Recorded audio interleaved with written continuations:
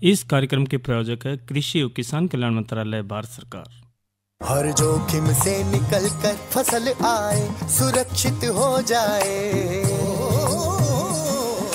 फसल बीमा से हर किसान अब आत्मनिर्भर हो जाए। संकट के समय प्रधानमंत्री फसल बीमा योजना किसानों के लिए वरदान है। अब सूखा पड़े या बाढ़ आ जाए कोई डर नहीं, अब ओले पड़े या कीट पतंगे फसल खा जाए कोई फिक्र नहीं, क्योंकि हमने लिया है प्रधानमंत्री फसल बीमा। बुआई से फसल कटाई तक हर जोखिम का दावा, न्यूनतम प्रीमियम पर अधिकतम भुगतान का वादा। योजना से हर साल जुड़ रहे हैं 5 करोड़ से ज्यादा किसान। अब आपकी है बारी। नजदीकी कृषि कार्यालय, सहकारी समिति, बैंक शाखा, अधिकृत बीमा कंपनी या जन सेवा केंद्र में स्वेच्छा से करा सकते हैं पंजीकरण। फसल बीमा पोर्टल या फसल बीमा ऐप द्वारा भी कराया जा सकता है पंजीकरण। प्रधानमंत्री फसल बीमा योजना, आपकी फसलों का संपूर्ण सुरक्षा कवच। कृषि एवं किसान कल्याण मंत्रालय, भारत सरकार। कार्यक्रम किसान वाणी सुनने वाले सारे बहन भाइयों ने विनोद मोरवाल की राम राम। भाइयों, मौसम ज़रूर बदल रहा है और परिवर्तन ही संसार का नियम है, और परिवर्तन की गेला गेला जो हमारे प्रगतिशील किसान बहन भाई है भाई, वो भी परिवर्तन के दौर में अपने आप को बदल कर एक नई कृषि उद्यान के लिए आगे बढ़ रहे हैं। और आज जिस प्रकार से कृषि का जो स्तर बदल गया है, हमारी जो खेती करने का जो आधुनिक तरीका है, उसके अंदर साथियों हम सारी चीज़ के ध्यान रखा है। जड़ा हम बढ़त पहला तो खेती करा करते, आज भाई ट्रैक्टर है और बढ़िया बढ़िया नई तकनीक है, और एक तो एक इसी बढ़िया मशीन आ रही है कि कृषि के अंदर भाई जो हम बहुत अच्छी प्रकार से हम कम मेहनत है हम वो चीज़ ले लेते हैं। पहले तो भाई आदिमा की भी जरूरत हुआ करती बहुत ज़्यादा, लेकिन आज वैज्ञानिक तौर पर ऐसा है कि कृषि क्षेत्र के अंदर हम कम ही व्यक्ति इसके अंदर योगदान देकर ज़्यादा से ज़्यादा इसमें लाभ ले सके। तो भाइयों, आज कार्यक्रम किसान वाणी में वैसे तो बहुत कुछ है और मनोरंजन भी है,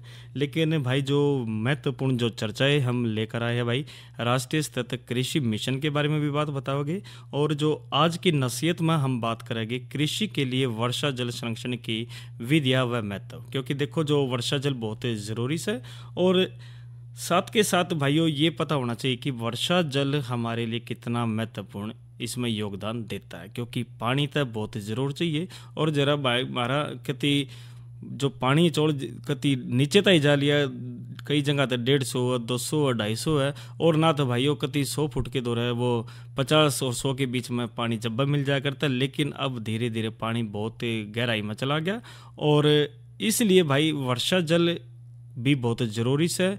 और मिशन किस प्रकार से आगे बढ़ा उस बारे में ज़रूर बात करेंगे, लेकिन पहले हम जो आज की जो चर्चा कर लेते हैं साथियों, वो राष्ट्रीय स्तर तक कृषि मिशन के बारे में बात कर लेते हैं। क्योंकि देखियो, जो ये जो योजना से साथियों दुनिया में हो रहे जलवायु परिवर्तन को देखते हुए जो कृषि उत्पादन को स्थिर बनाने की इसमें भाई आज बहुत ज़्यादा ज़रूरत है। और इसके लिए जो प्राकृतिक संसाधन है भाई, जिस तरह माटी की बात कर ले, जल की गुणवत्ता की बात कर ले, या फिर उपलब्धता पर निर्भर इसमें हम रहते हैं, तो पर्याप्त स्थिति असामान्य उपायों का इस्तेमाल करके हम भाई कृषि विकास को दुर्लभ प्राकृतिक संसाधनों का संरक्षण कर और सतत प्रयोग कर बढ़ावा देकर संधारणीय बनाए हम जा रहे हैं। और भारतीय जो कृषि में तकरीबन भाई देखो, जो 60% का विशुद्ध बुआई वर्षा सिंचित क्षेत्र मौजूद है, और 40% जो खाद्यान्न उत्पादन का भी योगदान इसमें प्रदान करती है। तो साथियों, आज जो हम बात कर रहे हैं राष्ट्रीय स्तर तक कृषि मिशन की, इस बारे में हम बतावा तो भाइयों, वर्षा वाले जो क्षेत्रों में कृषि के साथ साथ जो प्राकृतिक संसाधन का जो संरक्षण है वो देश में बढ़ती हुई खाद्यान्नों की मांग को पूरा करने की कुंजिश है। और इस तरह देखते हुए ही देश की जो सरकार से हमारी वो राष्ट्रीय स्तर तक कृषि मिशन, जिसने भाई NMSA भी कह देते हैं, यो भाई तैयार इसमें किया गया है। और इसमें जो एकीकृत जो खेती है, जो जल का जो प्रयोग, उसका जो कौशल भाई किस प्रकार से हमने जल का प्रयोग करना चाहिए, भाई जो माटी हमारी जो मृदा है उसका भाई स्वास्थ्य प्रबंधन किस प्रकार से रहा। हम कई बार भाई कहते हैं भाई पानी की भी जाँच करानी चाहिए और भाई माटी की भी जाँच करानी चाहिए। तो भाइयों, ये जो प्राकृतिक संसाधन है भाइयों, इसका हमने संरक्षण तो रखना ही पड़ेगा, क्योंकि हमारी जो आने वाली जो पीढ़ी है साथियों, उसके स्वास्थ्य के साथ हम खिलवाड़ तो कर नहीं सकते और करना भी नहीं चाहिए, क्योंकि जो संसाधन है साथियों उसका सही इस्तेमाल ही मानव के लिए भाई ये वरदान है। और इसके हम बात करें तो वर्षा सिंचित क्षेत्रों में कृषि उत्पादकता को बढ़ा इसमें सकते हैं। और आज जो राष्ट्रीय स्तर तक कृषि मिशन जिसने MSA स्कीम कह देते हैं, इसके बारे में भाई विस्तार से बात हम कर रहे हैं। तो राष्ट्रीय स्तर तक कृषि मिशन भाई या इसके तहत भाई जलवायु परिवर्तन को स्थिर बनाने के लिए कई प्रयास इसमें हम कर रहे हैं। और कृषि की उत्पादकता के लिए भैया जो जलवायु परिवर्तन के साथ साथ जो प्राकृतिक संसाधन है, जिस तरह भाई माटी हुई, जल की गुणवत्ता हुई और उपलब्धता पर भी इस पर निर्भर करता है। तो प्राकृतिक दुर्लभ संसाधन के इस्तेमाल से कृषि संरक्षण को बढ़ावा देकर संधारणीय इसमें हम बनाते हैं। तो भारत सरकार द्वारा जो जलवायु परिवर्तन पर भाई राष्ट्रीय कार्य योजना के अंतर्गत भाई इस पर अनुकूल और समान उपायों का प्रयोग इसमें जलवायु अनुकूल उत्पादन प्रणाली में बदलने के लिए भाई जो ये हम योजना चला रहे, इसमें हम आगे बढ़ते। तो राष्ट्रीय जो स्तर तक कृषि मिशन का जो एक उद्देश्य है, उद्देश्य की जब हम बात करते हैं साथियों, इसके अंदर कृषि उत्पादन को विशिष्ट संगठित यानी कि जो संयुक्त कृषि प्रणाली को बढ़ावा देकर उत्पादन को अधिक सतत लाभकारी और जलवायु प्रत्यास्थ बनाते हैं। भाई इसमें जलवायु भी बढ़िया रहा है और जो उत्पादन है वो भी बढ़िया रहा है। तो और इसी तरह जो नमी संरक्षण का उपयोग कर हम समुचित मृदा से प्राकृतिक संसाधनों का संरक्षण इसमें हम करते हैं। और इसी के साथ साथियों मृदा उर्वरकता को मानचित्र की बात करें तो वृद्ध और सूक्ष्म पोषक तत्वों के मृदा परीक्षण आधारित अनुप्रयोगता समुचित इसमें उर्वरकों के प्रयोग इत्यादि के आधार पर भी हम व्यापक जो मृदा है वो स्वास्थ्य प्रबंध इसमें हम विधियों को अपनाते हैं। और भाइयों देखो जो फसल की अधिक प्राप्ति के लिए कुशल जल प्रबंधन का इस्तेमाल कर हम जल संसाधनों को इसमें श्रेष्ठ प्रयोग इसमें हम करते हैं। और इसी तरह जो जलवायु परिवर्तन अनुकूलन और अल्पीकरण के अन्य क्षेत्रों पर चालू मिशनों यानी कि जो राष्ट्रीय कृषि विस्तार और प्रौद्योगिकी मिशन है उसको राष्ट्रीय खाद्य सुरक्षा मिशन, राष्ट्रीय कृषि जलवायु प्रत्यास्थता यानी कि NICRA, इसके सहयोग से किसानों और प्रणाधारियों की क्षमता को इसमें हम बढ़ाते हैं। और वर्षा सिंचित प्रौद्योगिकी को मुख्य धारा में लाने के लिए अनेक प्रकार की भाई इसमें हम योजनाएं भी इसमें चला रहे, जिस तरह भाई एकीकृत पनधारा कार्यक्रम होगा जिसने IWMP भी कह दिया करे, महात्मा गांधी राष्ट्रीय ग्रामीण रोजगार गारंटी स्कीम होगी जिसको मनरेगा भी कह देते हैं, और RKVYE, इसी तरह अन्य प्रकार के जो स्कीम और मिशनों से संसाधनों को लेकर और NICRA के द्वारा योजनाएं वर्षा सिंचित के माध्यम से कृषि की उपज को सुधारने के लिए और ब्लॉकों में प्रौद्योगिक मॉडल जो NSPCC के संरक्षण व राष्ट्रीय स्तर कृषि मिशन के मुख्य प्रदेयों को संपूर्ण करने के लिए प्रभावशाली और आंतरिक विभागीय भाई जो मंत्रालय समन्वय की स्थापना इसमें की गई है। तो भाइयों देखो जो राष्ट्रीय हम जब बात करते हैं सतत कृषि मिशन की, तो साथियों इसमें देखो प्रकृति के साथ साथ हमने इसके अंदर पूरा ध्यान रखना पड़ेगा। हमारी जो जिम्मेवारियां है भाई मृदा की जांच होगी या फिर जल की बात उसकी जांच होगी, तो ये करवा कर हम जो प्राकृतिक संसाधन है उसको हमने बचाना पड़ेगा और उसका सही इस्तेमाल हमने करना पड़ेगा। और भाइयों जिस तरह आजकल जो हम बात कर रहे हैं जो इतने केमिकल हम जो डाल रहे हैं साथियों, उस पर भी हमने लगाम लगानी पड़ेगी, क्योंकि हमारी जो आने वाली जो पीढ़ी है साथियों उसका तो ध्यान हमने इसमें रखना पड़ेगा। और राष्ट्रीय गोकुल मिशन योजना भी है भाई, इसी तरह राष्ट्रीय सतत कृषि मिशन में कार्य जो प्रकृति के अनुसार जलवायु परिस्थितियों के अनुकूल फसल का चुनाव करना चाहिए। भाई पशुपालन या मछली पालन, बागवानी, दूध उत्पादन, कृषि वानिकी अपना का फसल प्रणाली में विविधता उत्पन्न इसमें कर सका है। और भाई जो जल भंडारण है भाई जिस तरह डैम हो गए, तालाब हो गए, खेत तालाब हो गए या फिर ट्यूबवेलों कुओं को आबादी के उस सिंचाई के साधन इसमें बढ़ाने चाहिए। और सिंचाई करने की जो प्रभावी जो तकनीक है इसमें भाई भू समतलीकरण होगा, मेंढबंदी होगी, इसी तरह कटूर बांडिंग होगी, खाई निर्माण होगी, मल्चिंग होगी, इन चीज़ों का हमने ध्यान इसमें रखना चाहिए। तो साथियों, इस प्रकार से हम जो सरकार की जो राष्ट्रीय स्तर तक कृषि मिशन योजना है इसको हम अच्छी तरह समझकर साथियों इसके अंदर हम योगदान देते हैं। और पीछे हमने देखा भी भाई जो हर जिले के अंदर जो 75 जलाशय है, जिस तरह तालाब है, उनका जीर्णोद्धार भी भाई सरकार कर रही है। और भारत देश के अंदर भी हमने देखा गया। और हरियाणा के क्षेत्र में तो भाइयों जो हमारे पुराने जो तालाब थे उनको हम जीवित दोबारा करने, जीर्णोद्धार कर रही है, ताकि जो पानी के मूल्य को हम अच्छी तरह समझ सकें और उसको आगे बढ़ा सकें। तो साथियों, या तो बात करी हमने राष्ट्रीय स्तर तक कृषि मिशन की, और आज की नसीहत भी हम लेकर आ रहे हैं, लेकिन भाइयों का और बहनों का मनोरंजन करवा देते हैं, ये रागनी सुनते हैं और उसके बाद दूसरी चर्चा को आगे बढ़ाते हैं कार्यक्रम किसान वाणी में। तेरा फर्ज हुआ पूरा,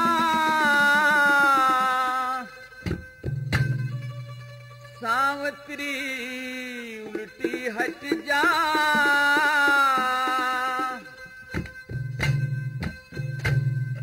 बिना पति के धर्मराज मेरी चुप करे जिंदगी कटे जा। तेरा फर्ज हुआ पूरा, सावत्री उल्टी हट जा, बिना पति के धर्मराज मेरी चुप करे जिंदगी कटे जा। सत्यवान के सिवा मांग ले, हर गज भी ना टाल करूं, पहले वचन भरो भगवन में, आगे फिर सवाल करूं। सच्ची सती सावत्री से तू मैं भी तेरा ख्याल करूं, जवान अवस्था जति पति दिन, मोक्ष बता किस डाल करूं। भले बुरे कर्मों का लेखा जो थारे आगे छट जा, छुट्टा मौका जाल जगत में एक दिन तेरा पट जा। तेरा फर्ज हुआ पूरा, सावत्री उल्टी हट जा, बिना पति के धर्मराज मेरी चुप करे जिंदगी कटे जा। और फिर यमराज सावित्री को 3 वचन देने की हाँ भर लेता है। तो सावित्री पहले वचन में क्या मांगती है?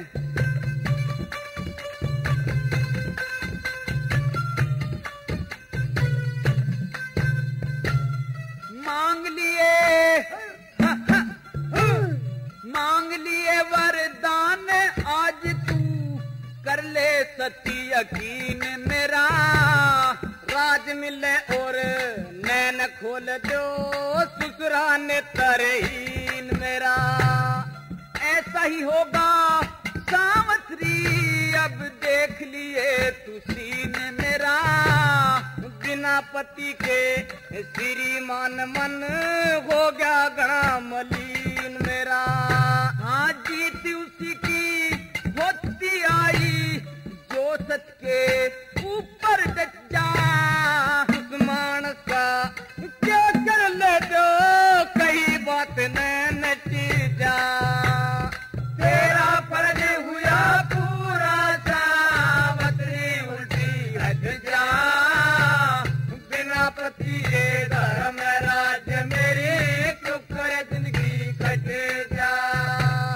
और फिर सावित्री दूसरे व तीसरे वचन में यमराज को किस प्रकार से उलझा लेती है?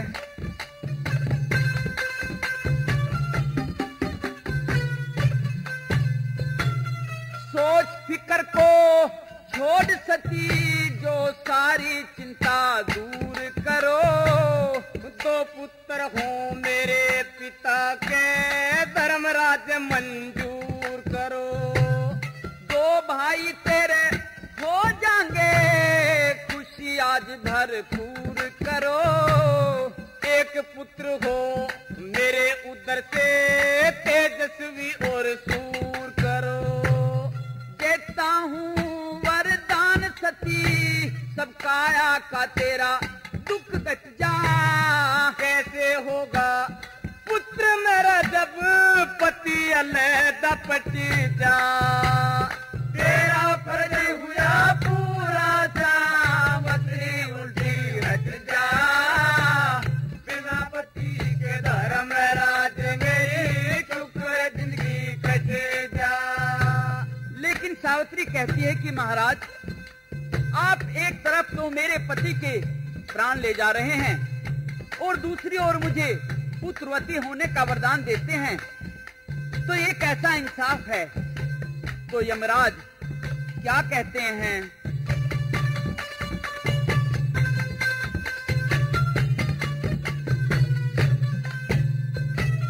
सावत्री तन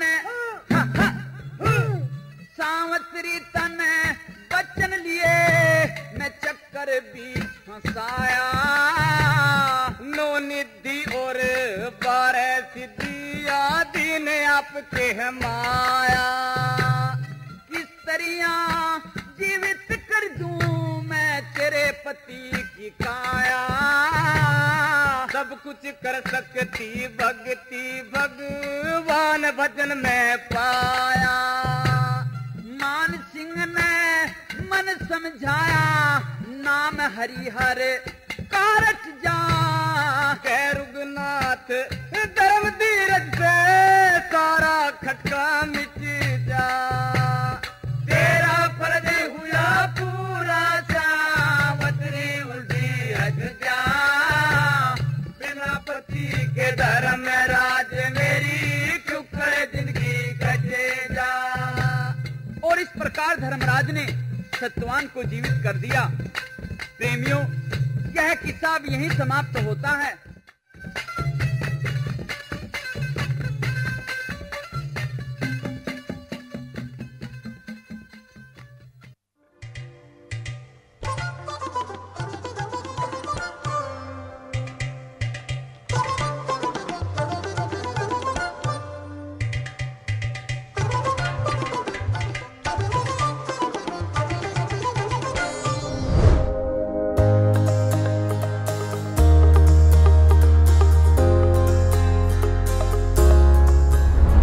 भूमि पुत्र हम पृथ्व्या, अर्थात धरती हमारी माता है और हम उनके पुत्र। माता और पुत्र के इस पवित्र रिश्ते को सदियों से सींचती आई है हमारी प्राकृतिक कृषि या देसी गौ आधारित कृषि।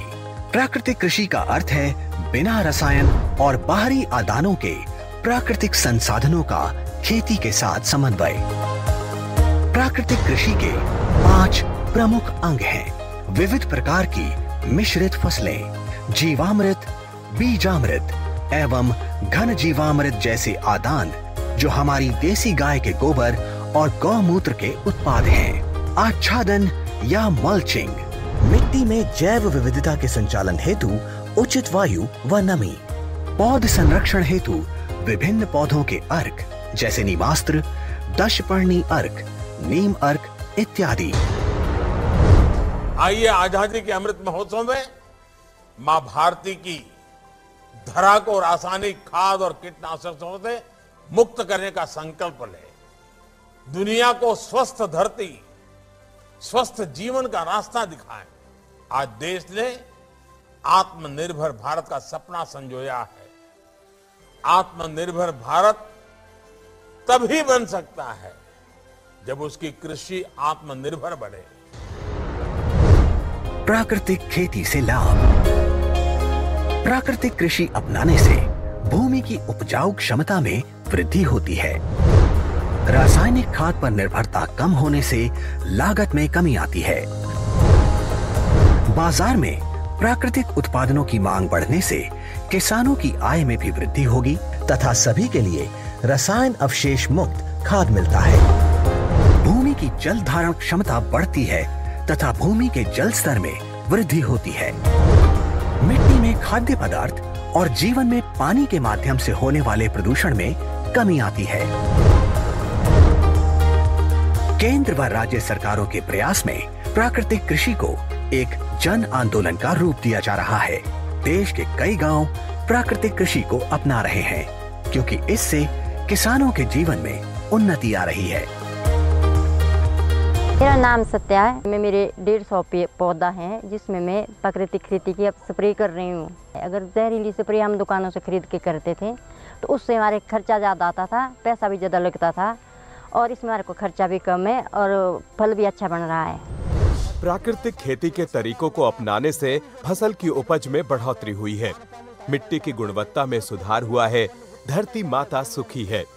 उसे लगता है कि किसान ने बेहतर तरीके से उसका ध्यान रखा है और उसके लिए उसे अच्छा भोजन और अच्छी उपज लौटानी चाहिए। और मेरी लोकल वैरायटी हाइब्रिड और एक ही दिन लगाया था। अब हाइब्रिड में अभी तो कुछ भी नहीं, इसके सिमटने बालियों को, ये जो मेरा लोकल है इसको देखो कितनी अच्छी ढंग से बालियाँ, ये बिल्कुल भरपूर इसमें ये छिट्टा इसका पड़ा हुआ है। इस फसल में मैंने सबके जब भी इसमें बीज लगाया था तो बीजामृत से मैंने ट्रीट किया था बीज को। उसके बाद जीवामृत जो हमारे गाय, देसी गाय का गोबर गौंत्र से हम तैयार करते हैं, उसी की स्प्रे इसमें करता हूँ। 21 दिन के बाद पहली स्प्रे, 35 दिन के बाद दूसरी स्प्रे और 2 महीने के बाद तीसरी स्प्रे। बाकी स्प्रे करने की कोई जरूरत नहीं है। यही तो है आत्मनिर्भर किसान, जो ला रहे हैं गांव-गांव में समृद्धि और बना रहे हैं आधुनिक आत्मनिर्भर भारत। प्राकृतिक कृषि, आत्मनिर्भर भारत के आत्मनिर्भर किसान की खुशी। तो साथियों, ये तो अपना संदेश सुना, और संदेश के बाद अब कार्यक्रम किसान वाणी में आगे बात कर लेते हैं। और भाइयों, मौसम की बात कर लेते हैं। सबसे पहले तो आज का अधिकतम तापमान 36 डिग्री और जो न्यूनतम की बात करें तो 26 डिग्री सेल्सियस रिकॉर्ड किया गया।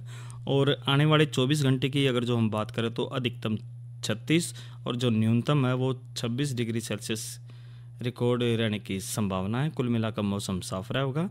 और भाइयों, साथ के साथ ये भी बता देते हैं कि भाई जो कल के कृषि कार्यक्रम है, यानी कि जो वीरवार को हम जो कार्यक्रम लेकर आ रहे किसान वाणी में, वो क्या है।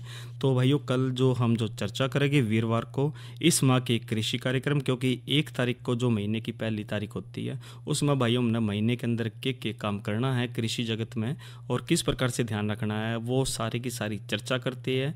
महीने भर की हम पूरी जानकारी देते हैं कि भाई महीने के अंदर आप क्या क्या कर सकते हो।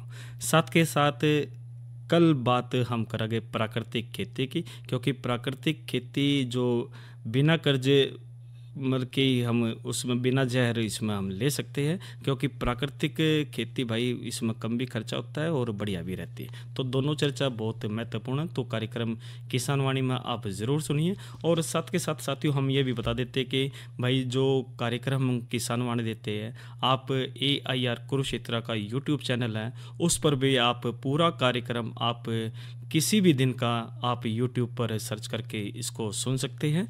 और पूरा कार्यक्रम जिस तरह लाइव चल रहा है ऐसे ही उसके अंदर आप पूरा कार्यक्रम दोबारा सुन सकते हो। तो साथियों, ये तो बात कर ली हमने कल के कार्यक्रम की। और अब जो दूसरी जो चर्चा हम लेकर बात कर लेते हैं साथियों, इसमें हम जो बात करते हैं साथियों नीति आयोग की हम जो बात कर रहे थे। और नीति आयोग भाई बढ़िया काम कर रहा है। और इसकी जो भाई इसकी वेबसाइट पर हम जाकर इसमें नीति आयोग द्वारा जो ये है कार्यक्रम इसमें हम देख सकते हैं। क्योंकि देखिए, जो नीति आयोग है उसमें प्राकृतिक खेती के लिए जो पोर्टल भी है, इसमें NATUR नेचुरल फार्मिंग FARMING.NITI.gov गवर्नमेंट.in पर आप भाई देख सकते हैं कि प्राकृतिक खेती के लिए आप किस प्रकार से इस नीति आयोग के माध्यम से आप प्राकृतिक खेती को आगे बढ़ावा दे सकते हैं। इसी तरह साथियों, एक व्योम की भी चर्चा कर लेते हैं 2023 के लिए। जो भाइयों, इसके अंदर हमने क्या है कि इस वर्ष साथियों हमने जो मोटे अनाज के लिए जो 2023 अंतर्राष्ट्रीय मोटा अनाज वर्ष घोषित किया हुआ है।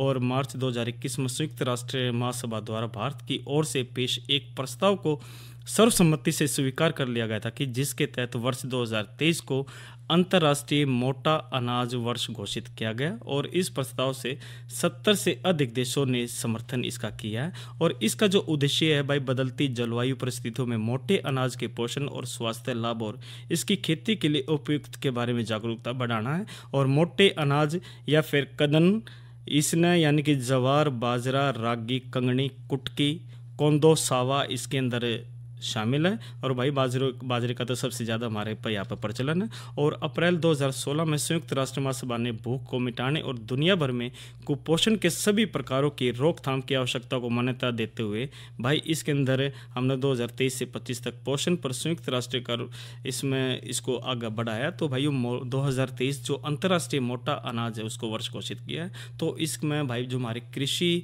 जो साथी है जो उन भाइयों इसको आगे बढ़ाना चाहिए किसानों को। और अब जो दूसरी चर्चा कर लेते हैं वर्षा जल संरक्षण के उपयुक्त जो तरीके हैं उसको, क्योंकि मनुष्य को हर दिन प्यास बुझाने के लिए औसतन भाई 4 लीटर पानी की इसमें जरूरत लगती है, लेकिन इसकी भूख मिटाने वाले जो भोजन को तैयार करने में 2,500 से 5,000 लीटर पानी की खपत हो सकती है। इसलिए भाई ये अगर जो कृषि क्षेत्र में पानी की उपेक्षा की गई हो तो परिणाम भयानक हो सकते हैं। इसलिए हमने ये ध्यान रखना पड़ेगा, क्योंकि कुल जल खपत का 82% कृषि में ही प्रयोग होता है। तो इस टाइम जो देश में प्रति व्यक्ति पानी की वार्षिक उपलब्धता लगभग 1700 घन मीटर है, जो धीरे धीरे भाई घटते हुए 2050 तक भाई 1100 घन मीटर तक पहुंच सकती है। तो इस गंभीर स्थिति का सबसे बुरा प्रभाव कृषि पर पड़ने वाला। तो साथियों जब पानी हम जो खेतों को देवे तो कोशिश करें कि भाई रात में पानी छोड़ दे, भाई दिन में नहीं, क्योंकि वो वाष्प बनकर उड़ जाता है। तो इसमें जो हमारे इसके अंदर जो कृषि है भाई प्राकृतिक तरीके से भी कर सकते हैं। और भाई इसमें फुहारा विधि हो गया, जो अन्य विधि है जो गहरी जुताई भी करके अच्छी तरह इसमें हम गर्मी से इसमें बचा सके। तो भाई वर्षा जल के बढ़िया तरीके भाई ढाल के विपरीत खेती हम न करनी चाहिए, चौड़े बेड और कुंड में फसल उगा सकते हैं। इस प्रकार से साथियों हम इसमें भाई हम अपना योगदान से दे सकते हैं। और इसी तरह भाई मल्चिंग का भी प्रयोग कर सकते हैं, क्योंकि 60-75% नमी वाष्पीकरण प्रक्रिया द्वारा वातावरण में उड़ जाती है। तो मल्चिंग के द्वारा भाई काफ़ी हद तक इसमें हम रोक सकें।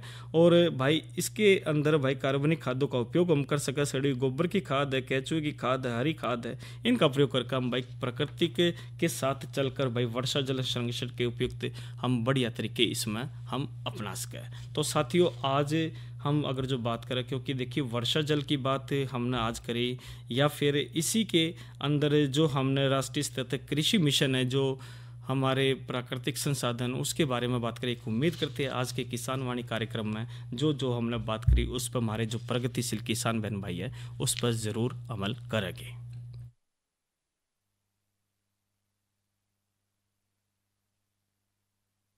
अरे अरे अरे क्या कर रहा है? इधर इधर इधर हम बोल रहे हैं तेरे बीजू का। उतला बोल रहा है? पक्षियों से तो हम खेत को बचा लेते हैं, पर इन घातक रसायनों से कैसे बचाएं?